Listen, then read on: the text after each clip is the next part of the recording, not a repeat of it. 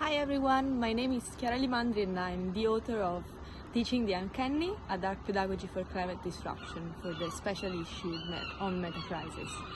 I'm currently, as you can tell, in a garden. It's the Philosophy in the Wild Garden at the University of Galway because I'm here doing the first trial of dark pedagogy, which is being led with the help of Dr. Lucy Elvis and Dr. Michela Dianetti.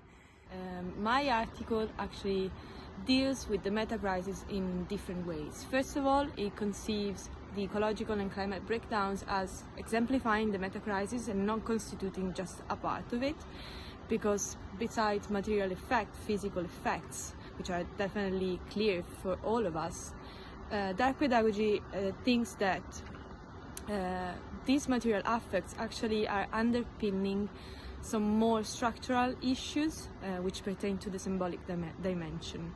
For this reason, dark pedagogy tries to address these structural issues by focusing both on dark topics, that's why of the name, and also on dark feelings. Before doing that, the article tries to explore more deeply some of the most common responses to the meta-crisis. So it deals with business as usual, denial, some forms of climate activism, and it does this by trying to find a common structure behind them. And in particular, I've reflected on the structure of disavowal as psychoanalysis presented it, which is well explained by Octave Mannoni in the well-known formula of I know very well, but nonetheless. And disavowal is usually a structure in which we know the issue, but we keep acting as if it's not existing, or in forms of like it can also take more extreme forms, for example in denial. And the paper also argues that some forms of climate activism actually share the same structure by focusing just on one aspect, on one problem of the climate crisis, and not trying to account for a more complex and more broad vision of the issue.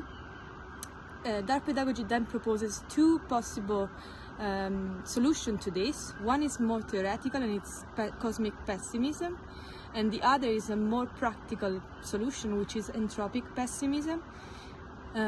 It then explores one specific embodiment of both cosmic and entropic pessimism, which is in Giacomo Leopardi's reflection, especially in one of his unfinished hymns.